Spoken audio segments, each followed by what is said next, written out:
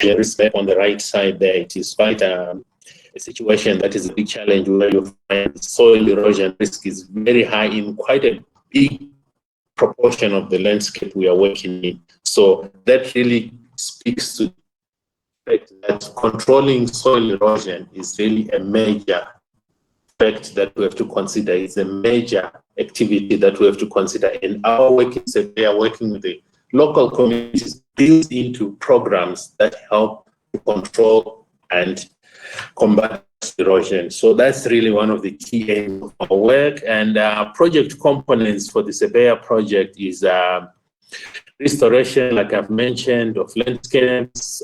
Our work goes towards developing innovative finance mechanisms, and that speaks to community livelihoods. So these two components, component 1 and 2, are the main components that will form this presentation, as these are the components that speak to community participation. We also have a component of scaling up the work we are doing. We are working with the Rwanda Water Resources Board to develop catchment plans for other catchments outside Sebeya.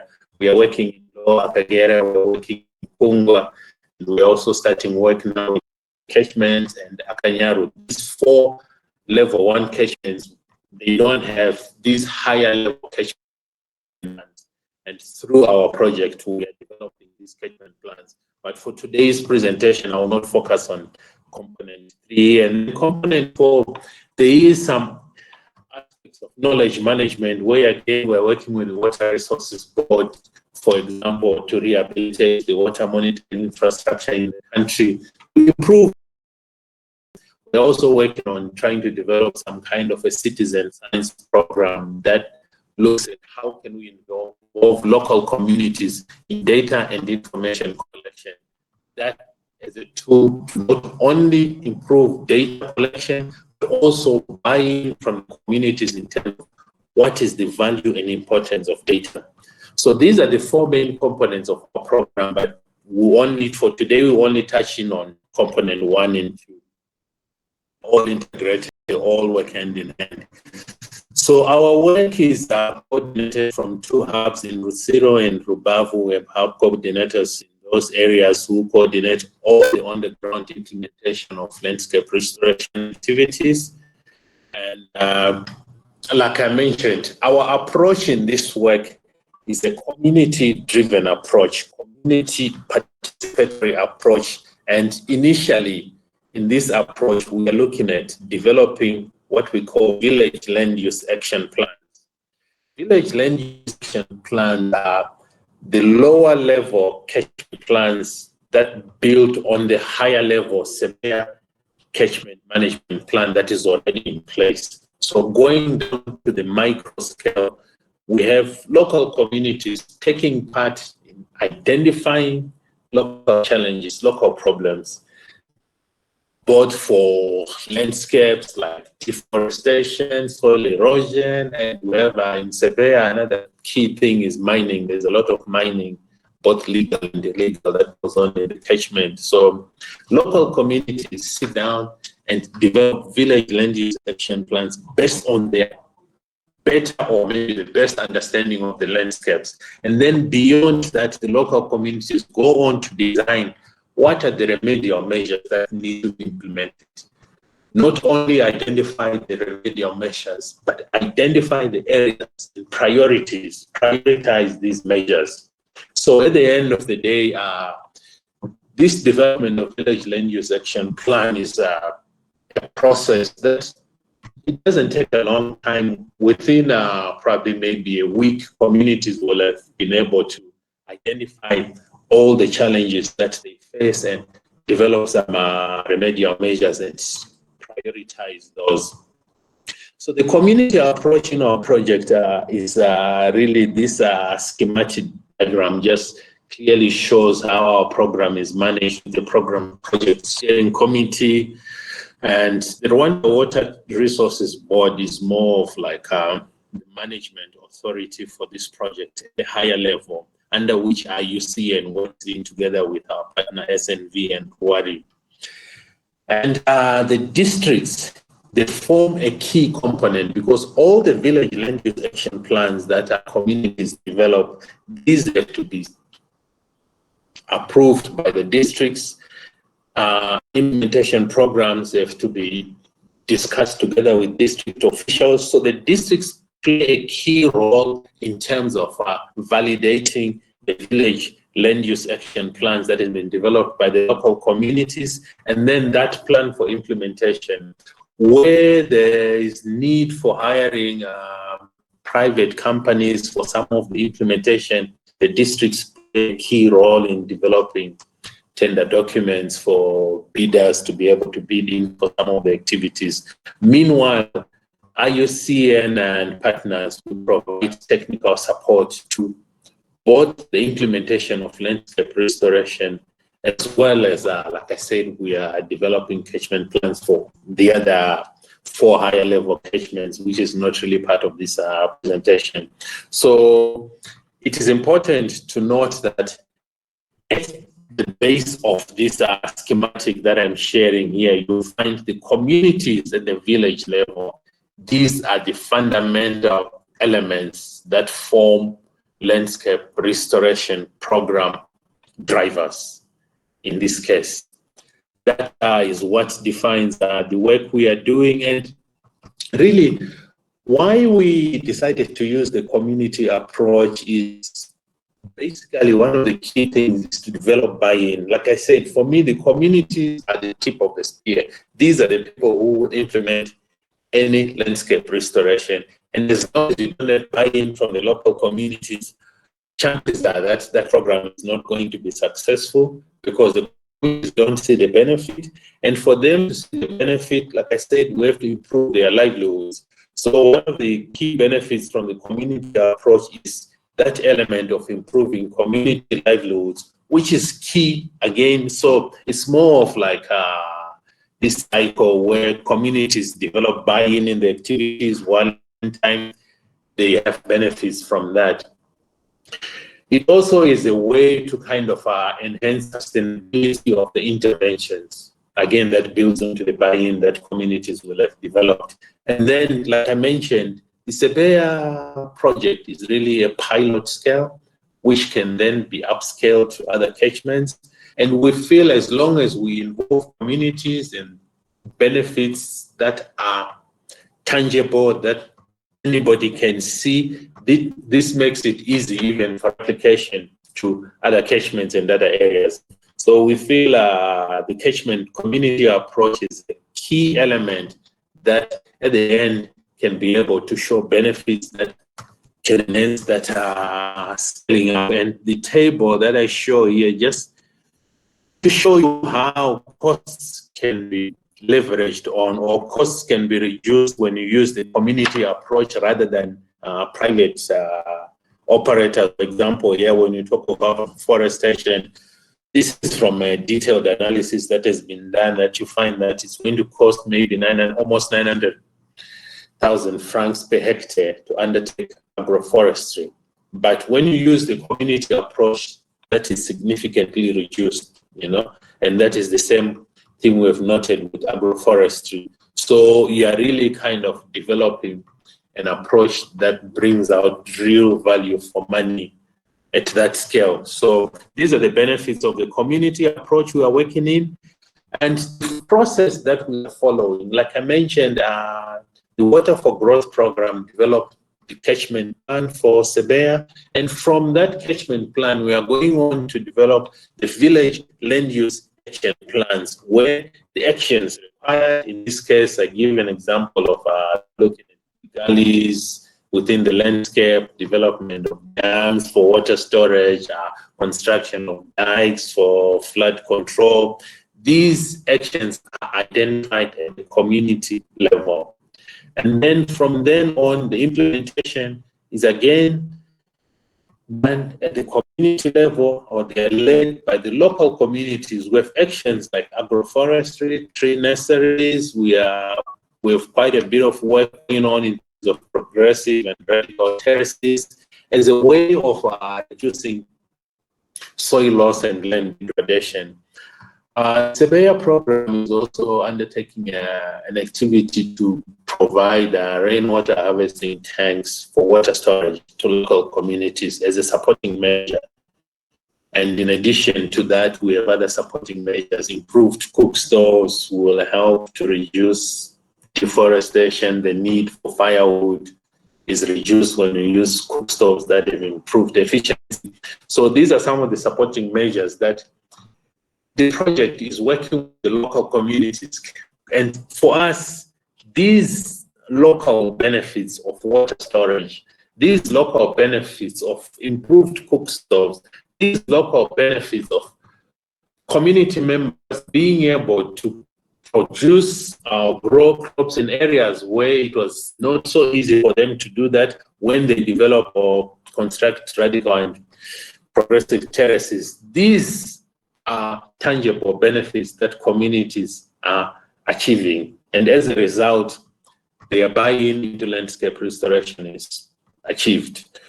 So this is a schematic of how we are doing the development of village land use action plans as a guideline for community participation in landscape restoration. And again, the development of village land use action plans really speaks into national government initiatives, national government policies. It is really, these plans speak to the INHIGOs, which are integrated into government processes, as well as a way to monitor, the contracts that are developed as a tool to be able to enhance development, both social and ecological development at the different levels, starting from that local level. So this village land use action plan and the community approach we are using actually speaks to national government processes. And I show here just an example of the village land use action map, which shows based on what this is really feedback from the local communities. This is not something we develop in the office. This is something that the local communities have sat down in joint meetings with the district officers, the agronomists, and all the other key officials. And then they identify what are the main areas where we need to restore. For example, when you talk of agroforestry, which areas within this village and within this micro catchment do we need to go and implement afforestation? Do we need to go and construct radical terraces? So at the end of the day, you find you come up with a whole range of intervention activities, and then these are prioritized into the implementation scheme. So this is just an example. So within, as part of the Sebeya project, we have our key target that by the end of this project, we will have developed 200 village land use action plans, and not just develop, but we have gone on to start implementation. Already we've started implementation in 2020 on some of these village land use action plans.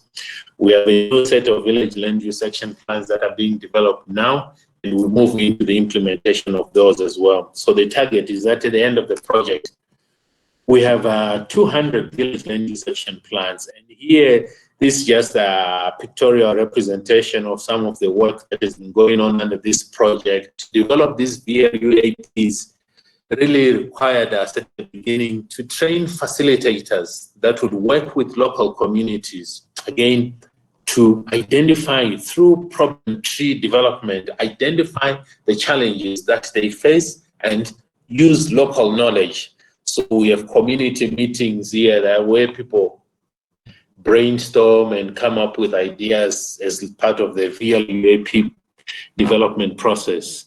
Our project is start, like I mentioned, implementation of some of the VLUAPs through agroforestry. We're working on constructing radical terraces, again, all led by the local communities. We are not doing a project where you bring in a service provider from somewhere, build radical terraces for the local communities, but rather this is driven by the local communities.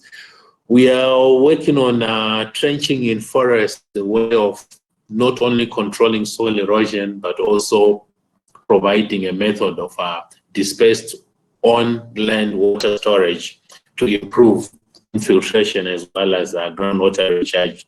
That again speaks into controlling soil erosion. So these are some of the activities that we are undertaking.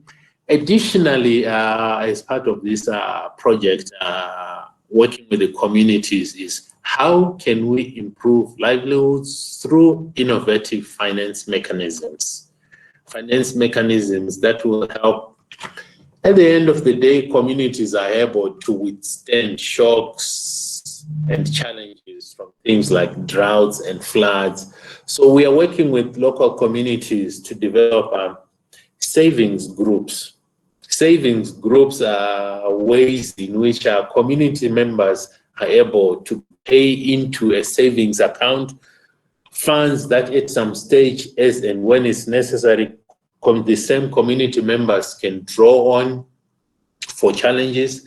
We're working with communities again to develop what we call community environment conservation funds. Again, this is another innovative method through which communities will be able to have some kind of a facility, a loan facility from which they can draw on for funding as and when is necessary. Our program is currently working on developing a pilot payment for ecosystem services program. PES is an activity that has been successful in different places around the globe. I'm sure members on the call will be able to identify with payment for ecosystem services as a way by which communities can implement landscape restoration and conservation activities. And from that, there are buyers that are willing to put in funding from which the communities can benefit from.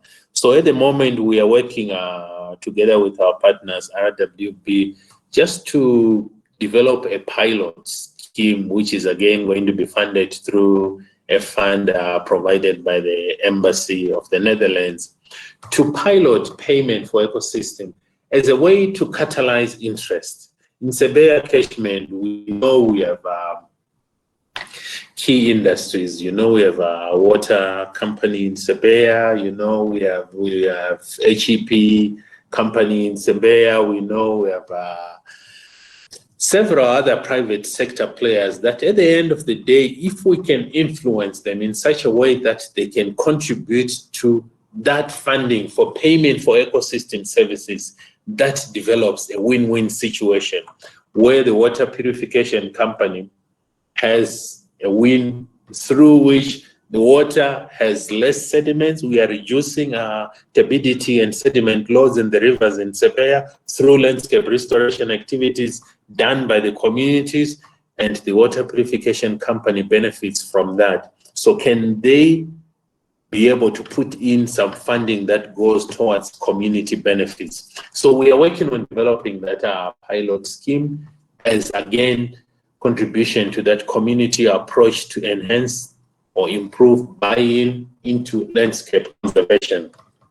So innovative finance mechanisms is an approach that we are undertaking in the project. And this graphic just really highlights some of the achievements. This speaks to the year 2020, where through the project we have been able to rehabilitate almost 2,900 hectares of land in Sebeya. And this is very, very important in terms of the Sebeya catchment is a catchment that where the Sebeya River flows into Lake Kivu. And that we are improving the water quality or reducing degradation in Sebeya also speaks into the condition and to the health of Lake Kivu. So our work has so far, we have rehabilitated 2,900 hectares of land. We have, as part of developing savings schemes, we have now we have a grouping of like 194 village savings and loan groups, which again speaks to that component of communities being able to notice and identify and relate to the benefits that they are getting from this activity. We have developed so far 117 village land use action plans. A substantial number of them are already under implementation. Like I mentioned, by the end of the project, we are looking at a total of 200 village land use action plans. This project runs until the middle of 2022. So by then we'll have developed 200 village land use action plans and started implementing a number of them from that lot. And the other key aspect that is coming out of our work, working with the communities is also a way through which community members are able to benefit from jobs that are created in landscape restoration. These are, like in 2020, we are talking of almost 12,000 green jobs for which the community members benefit financially, as well as the landscape is being improved. So I think from our end, we feel this is a big benefit. And like I mentioned, our project is also distributing rainwater harvesting tanks as a tool for dispersed water storage, not only to eventually reduce surface runoff, but also to improve water availability at the homestead rather than walking long distances to fetch water for domestic purposes. These tanks provide a useful tool or useful storage facility for communities to be able to store water for domestic purposes. So these are some of the achievements that I can say we have achieved since we started up to the end of 2020. And by the end of this project, like I mentioned, we have big targets. We are looking at 200 UAPs. We are looking at several more thousands in terms of hectares for landscape restoration as a tool by which we can eventually be able to say, how can we upscale all this work to other catchments where we, like I said, we are developing for other catchment plans? How can this approach we are using in Sebeya be able to be utilized in the other catchment? And from our work, the key message really that is coming out is that working with communities is a big advantage. Like I said, communities are the tip of the spear. Communities are the eventual implementers of activities for landscape restoration. Developing buy-in at the community level to be able to implement landscape restoration is critical. Otherwise, programs that don't have that community approach, so many times they don't address the challenges they're meant to address, and there is no leveraging on existing, not only knowledge, but also resources, both technical and financial. So from our work, we feel like the community approach is the way to go. And then a key message also is that landscape restoration without consideration of livelihoods for the local communities is not going to be successful. There is need for a serious consideration of how can we improve livelihoods of community members as a way to incentivize community members to buy in and take part in landscape restoration. And then the other thing that is coming out from our work, this has to be evidence-based. Our supporting measures that we are implementing within Sebeya, for example, improved cook stoves, rainwater harvesting, all these activities have to be based on evidence. What evidence exists that shows that this is going to benefit the community? We're talking of improved cook stoves that have a higher efficiency in terms of fuel, wood. This has been done elsewhere, and there's data and information that shows the success in reducing landscape degradation and deforestation through use of improved cook stoves. So any activities that target communities have to be evidence-based as a way to show the benefits that these communities are going to achieve from that. So really just winding up on this presentation, what I would want to say is that our work in Sebeya, like I said, is a pilot that is showing significant improvement, not only at the landscape scale, but in terms of community livelihoods. And for further information, you can refer to the IUCN website. We have more information on the activities we're implementing. You can also call on us. But otherwise, thank you so much for listening to my presentation. I will end here. Thank you. Thank you, Alphonse. Thank you for the good presentation. For the audience here present, it's time for questions, advice, and comments for this presentation and research. So you are welcome.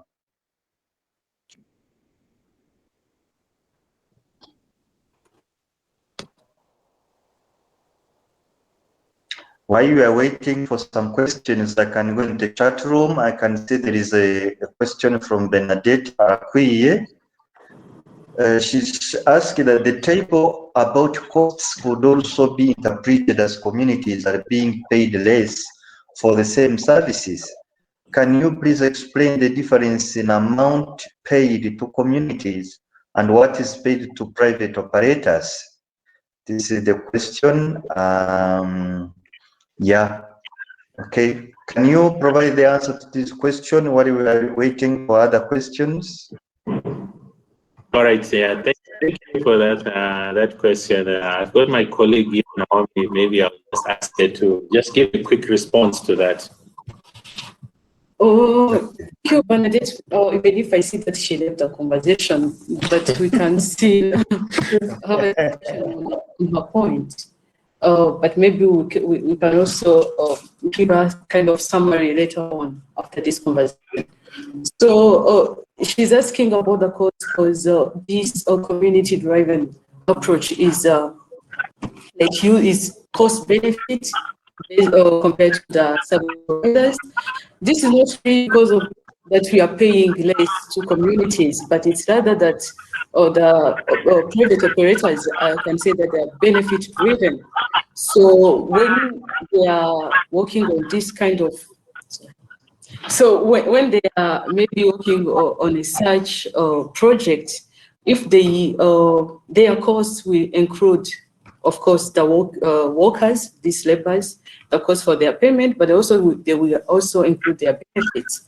So it's a kind of profit driven. So when we are talking about the community, we are now paying them directly, where this kind of the cost from the company will be removed, if I can say. So we are only looking on the profit for the community, and the profit for the company will be removed, if I can say, will not be in such kind of project implementation.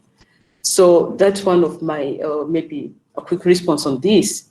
In addition to other.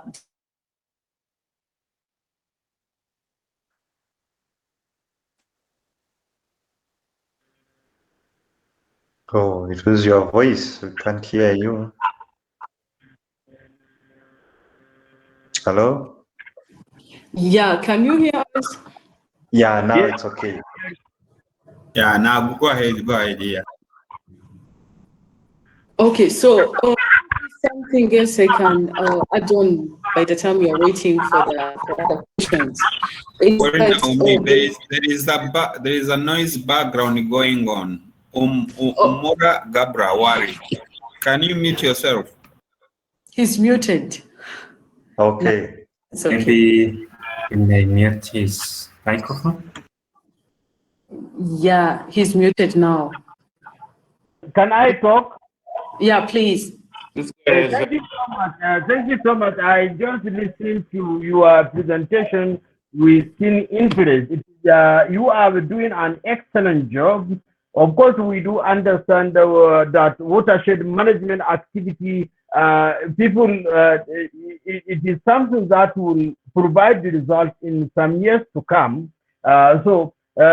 What I'm asking now, because I saw that you do what we call the village, sorry, I wrote this one. It says village land use plan. Land use plan. That means that you have already inventory of the status of each and every land that you are restoring.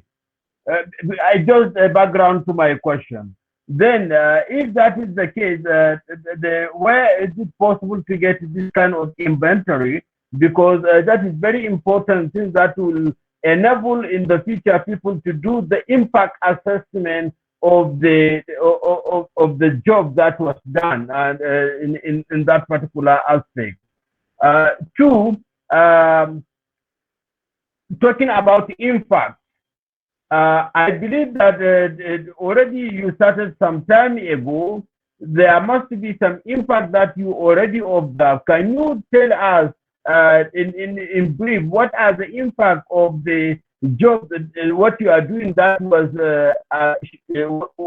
observed in the community, especially related to the afforestation, grazing that has been done, related to the rainwater harvesting activity, also related to the cooking stove development, distribution, sorry, improved cooking stove distribution.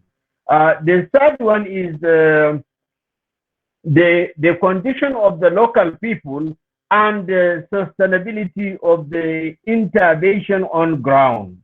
It is clear that, and you already mentioned that you do a lot to ensure that the local people are well involved in these particular activities and they benefited from it to ensure that. Now, taking into consideration like afforestation activities and then looking at the Sebeya catchment, I know the catchment to some extent have been going through, and then you see that majority of the local population depend on the wood for their cooking fuel and so on.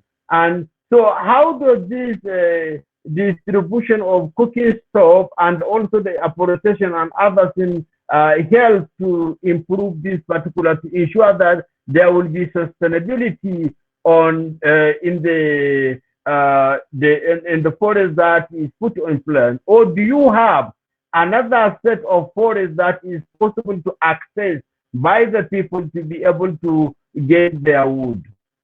I think I have many questions, but I can stop here then so that others can come in.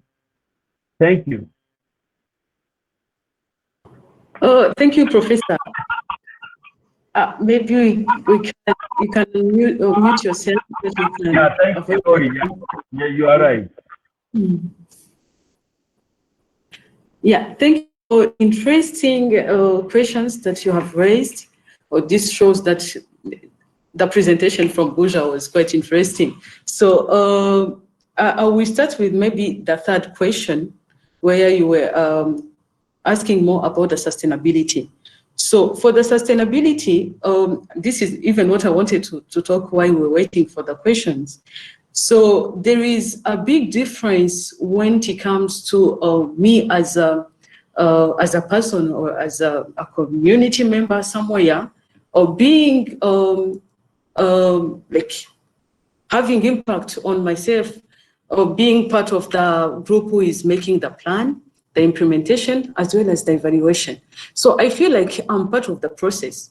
But when it comes that there is another person who is thinking of, or like on behalf of myself, and then he comes with his already planned activities, and he just put them there as like a Bible, you have to do this and this. I don't feel like this is my own. So just as an example, because we're not only doing this project, we have other projects. Like there's another project that I was on last week on the field, where we were talking with the community, and one person was like, we know that these trees that we are planting will be, later on, will be on the national park, kind of this Mukura Gishwati. So they were like, this is not our own. They feel like it's something to have planned and we're going to implement it on their, like on their land, and later on to be taken by the government, let's say. But this community-driven process, because the community is involved in the planning, the implementation, as well as the evaluation, they feel like this is their activities. And we saw even now the evidence that there is an impact on the field. There's an impact that's where there are even some like community where we plant their small land, and later on they go and buy those trees and plant them on the other land. So it's like there is this kind of sustainability. So about the improved cooking stove is that we are not only distributing those cooking stove, we are also doing the capacity building, where we involve them, we show them the benefits of the improved cooking stove from other different sorting measures. It's not just only distributing them. So it's something that they know that there is an impact. because they just tell you, from maybe some in 90s, there were no floods in this area. But we saw that there is flood now, and this is because people in the upstream have removed forest. So they know that people now, like the community now they know what is going on. It's not only scientific proven wherever, but they know what is ongoing on their land. So another point about the impact, this is part of what I was saying, the lot of impact of now, or people are getting jobs from the project to implement the activities in their land. So there are impacts. Maybe Dr. Alphonse will compliment me on this. And you asked it also, the first question was about the VAUP, that it is an important tool that can be used even in the near future. As Dr. Alphonse said, all those, we are planning to start the implementation of VAUP, but later on, if there is another project coming in, it can take from those plans for the implementation. So these plans are already available within the district. We develop them and then we validate with the community, and then this are handed over to the district. So they are available. And also there is another tool that's called Chrome, which has all compiled plans, if I can say, for the catchment restoration opportunity. And this is online available on the portal for the Rwanda Water Resources Board. So thank you. The one thing, Professor, the one thing I just want to add is some of the tangible benefits that we are seeing. Just look at the ideology of the catchment. Recent visit to Sechoko sub-catchment, I've been trying to look for a small video here that I made there, but I can't find it, where you look at looking at two streams, one coming from an area where there is rampant mining and most of it illegal, and the stream coming from an area where there is rehabilitation of riparian lands, where there's been afforestation. You can clearly see the difference in the turbidity of the water from these two landscapes, from these two rivers. And this is clearly coming out from activities that are ongoing under the landscape restoration program that we are undertaking. That's really one of the key things that I can say is there to see what has changed in terms of water quality. Just looking at turbidity between two rivers from different areas is clearly showed that landscape restoration is really having an impact in terms of water quality. Yeah, so that's one of the things that I would have wanted to mention. And then the other thing I'll bring out here is that despite the fact that we are working in areas where communities they don't own vast pieces of land, not more than half a hectare in most cases. And in these areas, we are working on developing and building radical terraces and progressive terraces. That takes out some of the land already from production. So right now we are trying to undertake an assessment of where we are saying, how is this project impacting on productivity on these very small land holdings that these communities are implementing? If we are implementing agroforestry in 0.5 hectares, if we are building radical terraces in the 0.5 hectares, that maybe 20-30% piece of land that has been taken out by agroforestry, by the radical terraces, how is that impacted the productivity, the yields that they are achieving? That's why we are, in addition to these restoration activities, we are undertaking activities that can enhance agricultural productivity from the same land, because we understand taking out some of this land for these interventions has an impact on their productivity. So we are currently trying to undertake this assessment based on what we have implemented in the first year. How has our activities impacted productivity among the communities? That can then be a useful exercise that can be built in to future and upscaling of these activities. What do we need to do differently so that we cannot negatively impact on productivity for the local communities. Yeah. So I just wanted to mention that. Thank you. Thank you so much for this. And then now, I really believe that that will be the end result. The end result is going to be good. I have no doubt about it. Of course, I'm just asking to ensure that in the near future, this thing can be improved to can be proved to the policy makers and the people around, and even other areas of the country where something like that is needed. And too. But you also talk about just now about the land availability by farmers, and some of this activity maybe does it. I believe some of this activity may involve away that piece of land from agriculture, and the most of the people depend 100% or even to some extent very highly on agriculture for their livelihood. Now, are there any what meaning the activity in place to create wealth for the people, to ensure that maybe even if I like, because if we can talk about the reference that the colleague just give now about somebody who is saying that next time this land will be taken by the government. Is there activity created in place to ensure wealth creation whereby people, even if removed from agricultural activity, they can be able to stand on their own through the income generation activities that they are doing? That's a very good question. So the one thing we are working on is in terms of activities.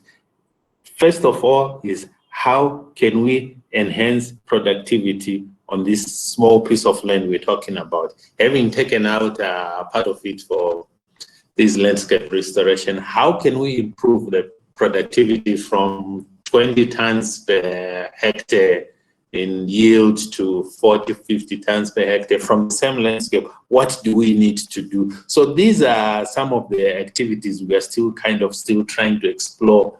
What can we do to improve? But again, the other activity that I mentioned, development of payment for ecosystem services programs, is really an activity that is a win-win for both the seller and the buyer, as a way to diversify community members' incomes, as a way, in such a way that implementing PES communities that have taken out their land for agriculture to put to landscape restoration, they still benefit from the payments that they get for that service whenever it is quantified at whatever level. So that's one of the activities that I think is an alternative to diversifying community livelihoods. But yeah, like you're saying, this is really more like still an ongoing activity to try and highlight and identify some of those initiatives that can then, for me, it's diversifying livelihoods. Yes, yeah.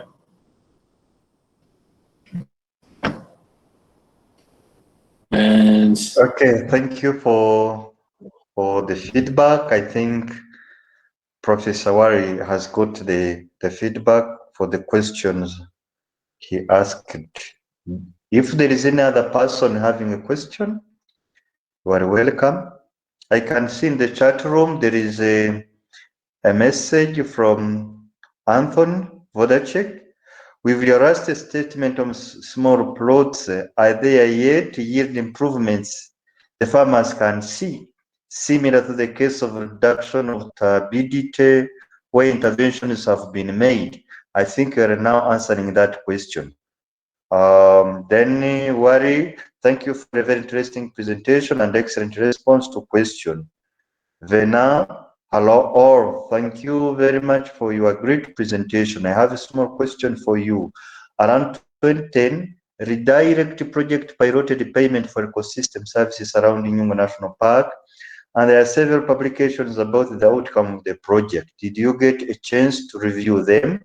If no, I can be happy to share with you these publications. I think they can add something.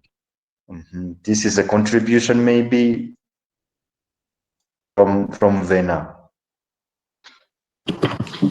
Oh, yeah, thank you. I can maybe talk a little bit about Anthony's question, even if Dr. Alphonse has responded to some of it. So about the statement on small plots, yield improvement. So we are now talking about Sebeya catchment. I know many of you knows this place. So when we talk about Sebeya catchment, this is a mountainous area, very steep. So some of the statements we are getting from the communities that are saying, like last quarter, I planted maybe some maize on my land, but everything was rose because of the soil erosion. The rainfall came and rose everything, so I didn't even harvest anything, you know. So, and now they're saying that because of such infrastructures, not really infrastructures, or maybe the terracing plus trenches, we see that there are no more erosion on our land. So they're saying that we are getting something at least from our steep slope or our land, our small land.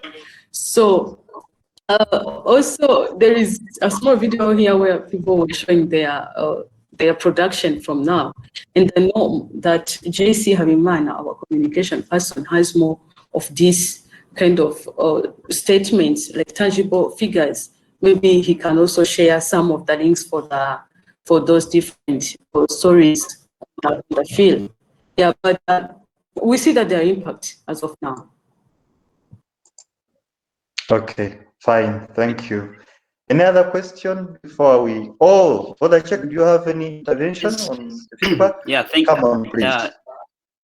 Thank you. Thank you for the answer to that question. That was clear, very clear. I do have one more question about the work you did in developing these plans with the local communities. Do you find that the plans that they make, do you just use the plans that they draw up, or do you find yourself as experts guiding them a little bit, or do you really find that they really understand what needs to be done?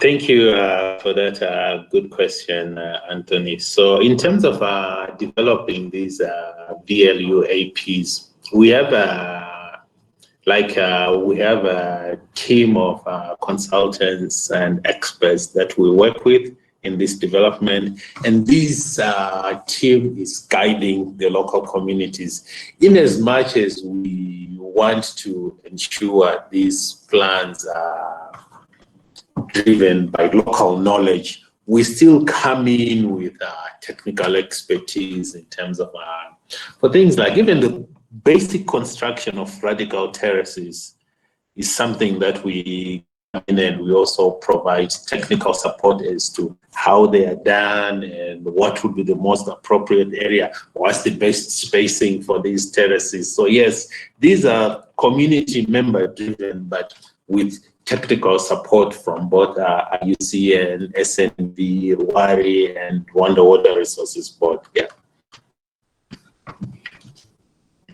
I hope that answers your question, Anthony. Yes, thank you.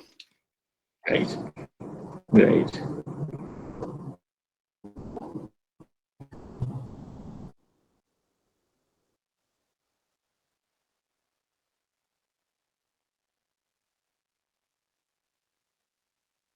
Thank you, moderator. I think it's back to you.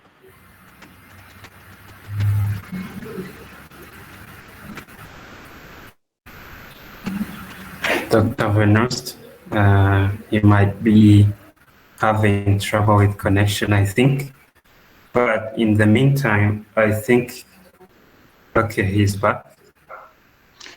Yeah, thank you, Daniel. I was saying that there is, in the chat room, there is no any other question, except that Vena is sharing accepted to share the report with Professor Ware and Kaitesi. And I hope that all of us, if we need this report, it can be shared. So if there is no any other question or intervention or suggestion on this research, join me to thank the presenter and wish you all the best in the future. And you are welcome. If you have any research you want to present in our center, you can be in touch with Danielle for the plan. Thank you very much. Thank you very much for giving us this opportunity to share our work, and we welcome any feedback, any suggestions to improve our work. Please feel very free to write to us. We are very open to discussions. Okay, Thank you very much. Thank you very much. Thank you. Okay, bye. Thank you, everyone. Bye.